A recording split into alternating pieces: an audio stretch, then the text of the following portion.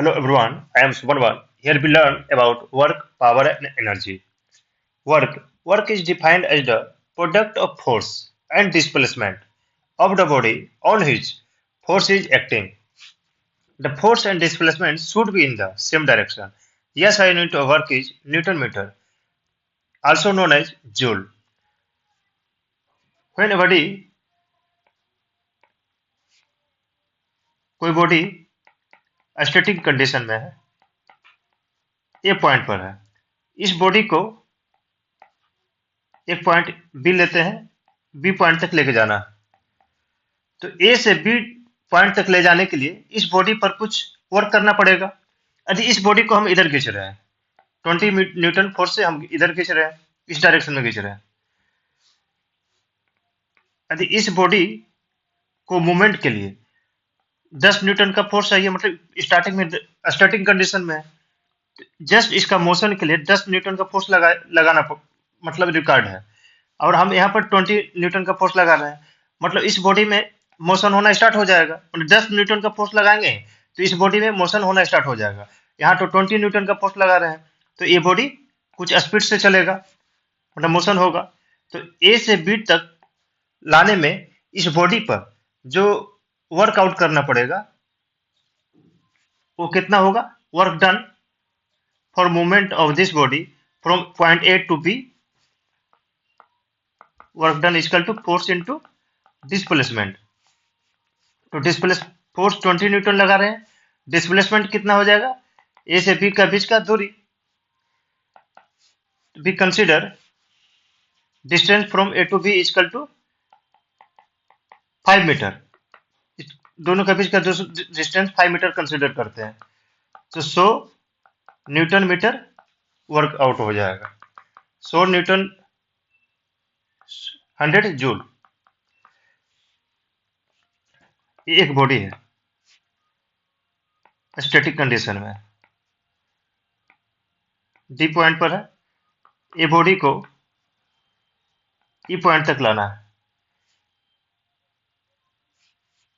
Minimum for movement of this body 50 newton का force लगाने पर ये बॉडी मूव करने लगेगा। यदि 50 न्यूटन से हम कम फोर्स लगाते हैं तो ये बॉडी स्टैटिक कंडीशन में रहेगा, यानी इसका मूवमेंट के लिए हमको 50 से ऊपर फोर्स लगाना पड़ेगा। तो इस बॉडी पर हम 70 न्यूटन फोर्स लगाते हैं, और D to E gap 20 metre है, तो वर्कआउट कितना हो जाएगा? Force into 20 newton, 1400 joule work हो जाएगा। Work done for movement of dead body, static body, from position D to E, 1400 joule work out करना पड़ेगा। तो वर्क अब यहाँ पर क्या है? The force and displacement should be the same direction. तो ये एक बॉडी है, इसका मूवमेंट इधर कराना है, तो फोर्स मुझे इधर ही लगाना पड़ेगा। यदि इस बॉडी का मूवमेंट इधर कराना है, यदि फोर्स हम इधर लगाएंगे तो क्या होगा? वर्क मतलब बॉडी को मुझे यहाँ पर लाना है, इधर फोर्स लगा रहे हैं, तो ये मतलब गलत हो जाएगा, बॉडी इधर मूव करेगा। तो इसलिए यहाँ पर कहा गया है the force and the displacement should be in the same direction. यदि इधर मूवमेंट करवाना है, यदि ये पोजीशन है, पी पर मेरे को जाना है, तो इधर फोर्स लगाना पड़ेगा, क्योंकि मेरे को इधर जाना है, जाना इधर है, फोर्स इधर लगा रहे हैं, डेट इज रॉन्ग। मतलब फोर्स और डिस्प्लेसमेंट दोनों को सेम डायरेक्शन में होना चाहिए। तो S I unit of work is newton metre, also known as joule. कुछ प्रॉब्लम्स को लेते हैं वर्क का।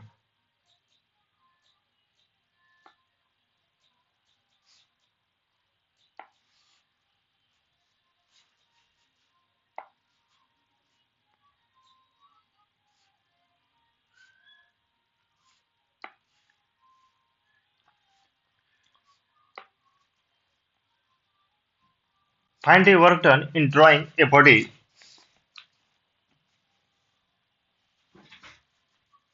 paying 500 Newton through a distance of 5 meter along a horizontal surface by a horizontal force of 250 Newton.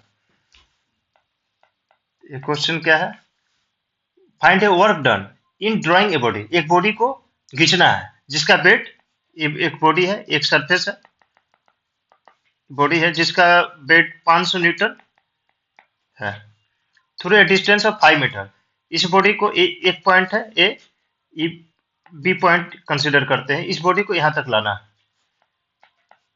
5 metre along with horizontal force by a horizontal force of 250 Newton. इस पर जो apply कर रहे हैं 250 न्यूटन अप्लाई कर रहे हैं। तो ये जो 500 न्यूटन जो अप्लाई हो रहा है, बॉडी में mg फोर्स लग रहा है, इरेक्शन हो रहा है, तो ये आपस में जो बैलेंस हो जाएगा mg प्लस 500। इससे मेरा कोई मतलब नहीं है। तो इस बॉडी को मूव हॉरिजॉन्टल डायरेक्शन में मूव करवाने के लिए 250 न्यूटन का फोर्स लग रहा है। अब 5 मीटर तक मेरे को मूव करना है, तो कितना हो जाएगा मेरे को work done? Horizontal force 250 Newton into distance 5, तो 1250 न्यूटन मीटर वर्क डाउन हो गया।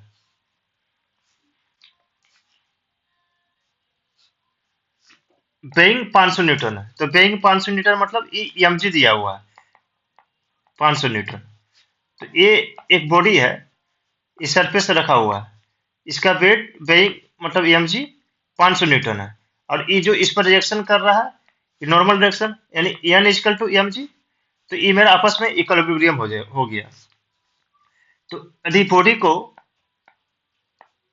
मेरे को हॉरिजॉन्टल डायरेक्शन में मूव कराना है और इस डायरेक्शन में 5 मीटर तक मूव कराने के लिए 250 न्यूटन फोर्स लग रहा है, तो वर्कआउट कितना हो जाएगा?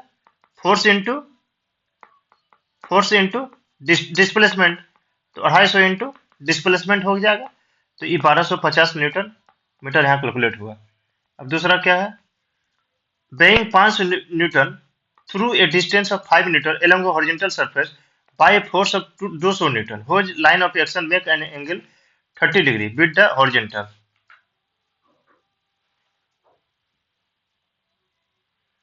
मतलब यहाँ पर क्या बोल रहा है दूसरा कंडीशन में? ये बॉडी का ये जो 500 न्यूटन है, ये इधर नॉर्मल डायरेक्शन होगा, तो R इजकल टू mg यानी 500 न्यूटन, ये आपस में बैलेंस हो गया। स्टैटिक कंडीशन का ये बैलेंसिंग। अब इस बॉडी पर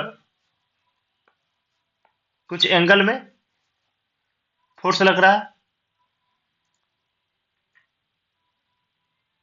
200 न्यूटन का फोर्स लग रहा है horizontal surface by force of line of action make an angle 30 degree with horizontal. तो इस हॉरिजॉन्टल के साथ इस पर 200 न्यूटन का फोर्स लग रहा है। तो इस हॉरिजॉन्टल का दो कंपोनेंट होगा, एक ए वाला कंपोनेंट हो जाएगा और एक ए कंपोनेंट होगा। तो 200 cos theta horizontal component, vertical component 200 sin theta, और थीटा का वैल्यू 30 डिग्री है। तो हॉरिजॉन्टल फोर्स कितना हो गया? 200 cos 30 डिग्री। तो 200 इंटू cos 30 का वैल्यू 0.866 हो गया, इतना न्यूटन। ये हॉरिजॉन्टल फोर्स हो गया।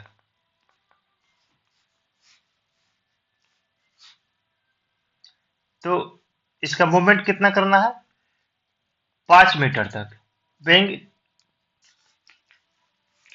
500 newton through a distance of 5 metre along a horizontal surface by force of 200 newton whose line of action make an angle 30 degree with the horizontal। तो अब यहाँ पर क्या हो रहा कि इस बॉडी पर टोटल कितना फोर्स लगा? एक आर लग रहा है, इस सरफेस लगा रहा, एक mg लग रहा, mg मतलब 500 न्यूटन। उसके बाद फिर इधर एक फोर्स लग रहा है 200 sin 30, तो 200 sin 30 plus R equal to 500, ये इक्विलिब्रियम हो जाएगा। उसके बाद मेरा बॉडी को इस डायरेक्शन में मूव करवाना है, तो इस डायरेक्शन में कितना फोर्स लग रहा है? 200 cos 30 अब 5 मीटर तक मूव कराना है, तो 5 मीटर तक मूव करवाने के लिए यही फोर्स लगेगा 200 cos 30। तो वर्क डन कितना हो जाएगा 200 0.866 इंटू 5, तो ये जो आ जाएगा 866 न्यूटन मीटर। तो work done in that condition will be 866 Newton meter.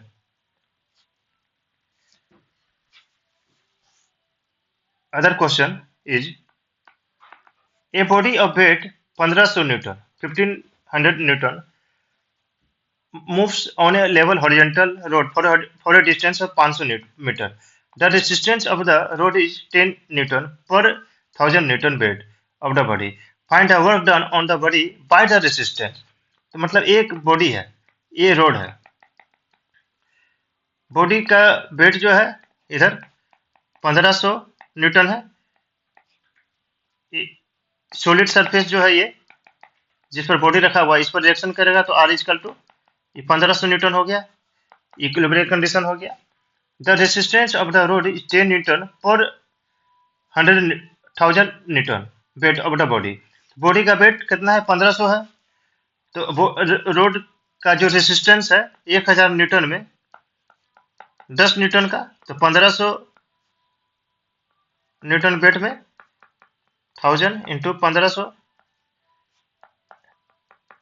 यानी 15 न्यूटन रेसिस्टिंग फोर्स इस बॉडी पर रोड लगाएगा।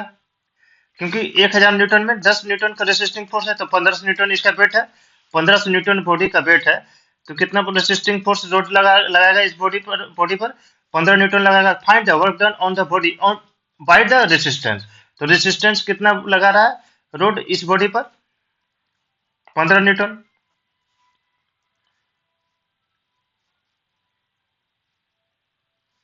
मेरे को मूव करना है 500 मीटर दूरी मूव करना है, तो इस रेसिस्टेंस के कारण बॉडी पर कितना वर्क डन किया होगा।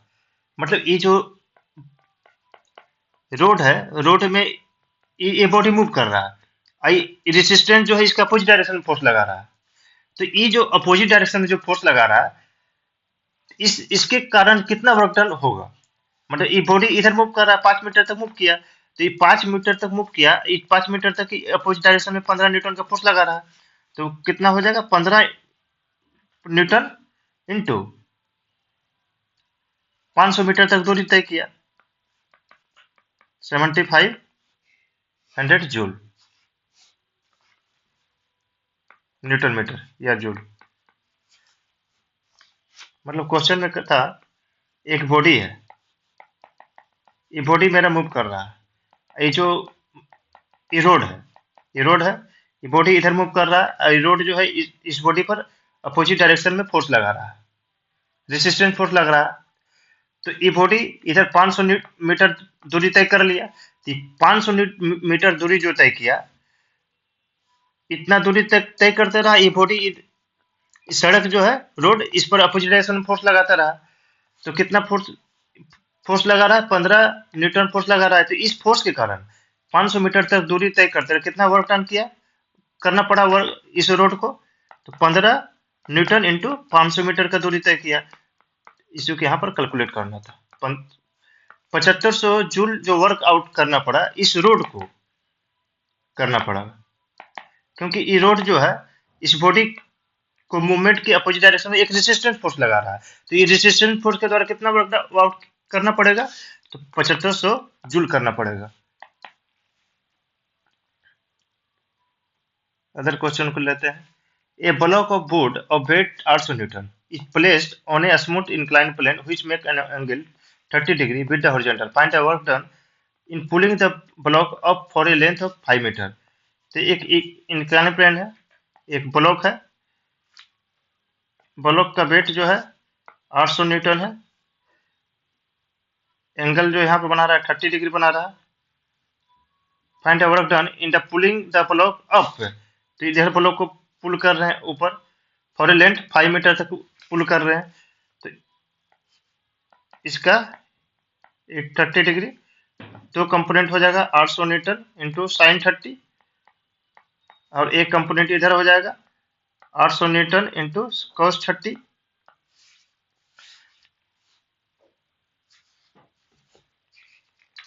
तो इस बॉडी को मेरे को ऊपर लेकर जाना है 5 मीटर तक, तो कितना फोर्स लगेगा? तो 800 इंटू cos 30 का वैल्यू sin 30।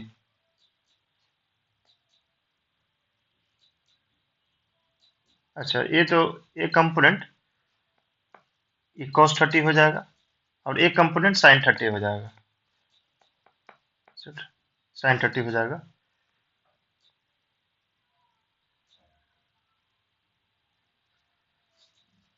तो यहाँ पर जो फोर्स लगेगा, ये अपोजिट डायरेक्शन में फोर्स लग रहा है, तो मेरे बॉडी को ऊपर खींचना है, पी लगाना है, तो पी यहाँ पर कितना हो जाएगा? ये फोर्स मेरा इधर लग रहा है और मुझे बॉडी को इधर लेके जाना है, तो ये फोर्स यदि हम लगा देंगे तो ये बॉडी मेरा मूव करने लगेगा। तो पी sin 30 इंटू 5 मीटर तक मेरे को लेके जाना है बॉडी को, तो पी कितना है? 800 इंटू sin 30 का value sin 30 into 5, 800 into sin 30 की वैल्यू 112 इंटू 5, 400, तो 2000 न्यूटन मीटर। इतना वर्क आउट करना पड़ेगा इस बॉडी को 5 मीटर तक ऊपर ले जाने के लिए।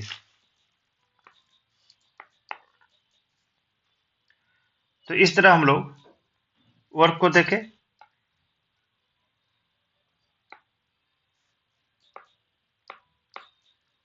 अब एनर्जी और पावर को देखते हैं। तो energy is defined as the capacity to do work, मतलब कितना जो वर्क करने का जो कैपेसिटी होता है वो एनर्जी को डिफाइन करता है। Energy is defined as the capacity to the work, मतलब किसी वर्क को जब हम कर रहे हैं तो उसमें एनर्जी मेरा खर्च होता है, तो कितना हम वर्क कर पा रहे हैं, मतलब जितना हम ज्यादा वर्क करेंगे मतलब उतना ज्यादा एनर्जी है। कोई आदमी जो है कम काम कर पाता है, मतलब वो कम एनर्जी वाला आदमी है। कोई आदमी जो है बहुत ज्यादा काम करता है, मतलब उसके पास एनर्जी बहुत ज्यादा है, मतलब एक काम करने का क्षमता को दिखाता है। एनर्जी क्या हुआ? किसी energy is defined as a capacity to do work. किसी के पास कैपेसिटी ज्यादा है मतलब उसके पास एनर्जी है, किसी के पास कैपेसिटी बहुत कम है तो वो उसके पास एनर्जी कम है। Power, the rate of doing work is known as power. तो पावर मतलब क्या हो गया कि एक 100 न्यूटन का 100 किलोग्राम का एक बॉडी है, 100 किलोग्राम का एक बॉडी है, एक बोरा। अब कोई आदमी जो है इसको 5 सेकेंड तक उठा के रख सकता है, कोई आदमी 10 सेकेंड तक इसको उठा कर रख रहा है, कोई 5 मिनट तक उठा कर रख रहा है, लिफ्ट कर ले रहा है। तो मतलब 5 मिनट तक जो ज्यादा लिफ्ट कर रहा है मतलब उसके पास पावर ज्यादा, हम लोग बोलते हैं कि वो बहुत ज्यादा पावरफुल है। कोई कोई इस 100 किलोग्राम को बोरा को 5 सेकेंड में 5 सेकेंड तक लिफ्ट करता है, उसके बाद वो टायर्ड हो जाता है, मतलब वो कम पावर का आदमी है। कोई आदमी जो कोई पर्सन जो है इस 100 केजी ऑब्जेक्ट को 1 घंटा तक उठा कर रख सकता है, मतलब वो हाई पावर का मतलब पावरफुल आदमी है। तो यहाँ पर क्या होगा? The rate of doing work is known as power, मतलब वर्क पर सेकेंड, जो जितना टाइम तक वर्क कर पा रहा है, that is power. Yes, I unit of power is newton metre per second और watt. Power is denoted by W. तो पावर का मतलब क्या हुआ? Work done per second. यदि ये 100 न्यूटन 200 केजी का कोई वेट है, इसको लिफ्ट करना है, कोई कोई पर्सन जो है इस वेट को 5 मिनट तक लिफ्ट कर ले रहा है, उसके बाद वो लिफ्ट नहीं कर पाएगा। कोई पर्सन जो है 10 मिनट तक इसको लिफ्ट किया, तो ये 10 मिनट तक जो लिफ्ट किया मतलब ये काफी इसके कंपेरिजन में हाई पावरफुल है, और जो 5 मिनट तक जो इसको लिफ्ट किया उठा कर रखा मतलब ये कम पावरफुल है। तो मतलब ये 10 मिनट तक जो लिफ्ट कर रहा था तो 10 मिनट तक उसको लिफ्ट करने के लिए कुछ वर्क डन करना पड़ा होगा, और ये 5 मिनट तक जो लिफ्ट किया, तो 5 मिनट तक लिफ्ट करने के लिए उसको कुछ काम कर वर्क डन करना पड़ा होगा। तो वर्क डन पर सेकेंड, तो हम्म तो the force and velocity should be in the same direction. तो इसमें जो इस बॉडी को लिफ्ट करने के लिए मतलब जो फोर्स लग रहा है और जो वेलोसिटी जो होगा, दोनों सेम डायरेक्शन में होगा। The force and velocity should be in the same direction. जब हम अभी प्रॉब्लम देखते हैं न्यूमेरिकल, तो इसमें पता लगेगा।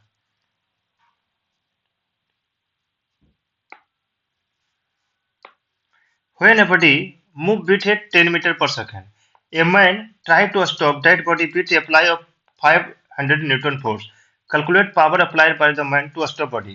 तो एक बॉडी है 10 मीटर पर सेकंड की स्पीड से मूव कर रहा है। कोई आदमी है, इसको स्टॉप करने का कोशिश कर रहा है, 500 न्यूटन का फोर्स लगा रहा है स्टॉप करने के लिए। Calculate power applied by the money man to stop the body. तो एक बॉडी है, मूव कर रहा है, और इसको मैन जो है 500 न्यूटन इसके अपोजिट डायरेक्शन में फोर्स लगा रहा है ताकि ये बॉडी जो रुक जाए। तो इसमें कितना पावर होगा? तो फोर्स इंटू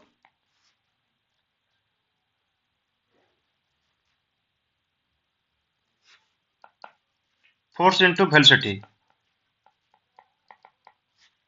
फोर्स कितना लगाया? 500 न्यूटन, और वेलोसिटी कितना हो गया? 10 मीटर पर सेकंड, यानी 5000 न्यूटन मीटर पर सेकंड, यानी वाट पावर लगाना पड़ेगा इस ऑब्जेक्ट को, जो कि 10 मीटर पर सेकंड की स्पीड से चल रहा था, इसको रोकने के लिए। तो इस तरह यहाँ पर पावर हम कैलकुलेट किए कि एक ऑब्जेक्ट जो है 10 मीटर पर सेकंड के स्पीड से चल रहा है, इसको रोकना है, स्टॉप करना है।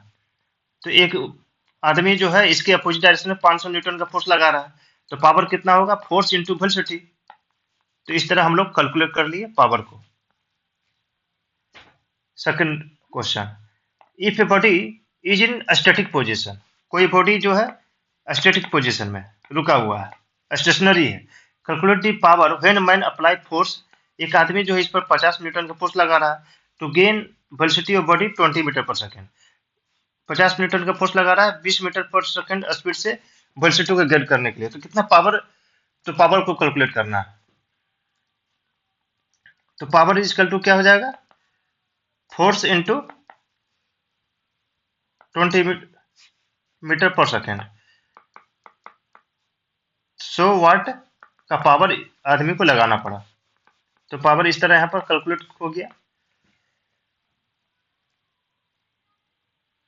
तो इस तरह वर्क, एनर्जी और पावर को हम लोग यहाँ पर देखें। Thank you.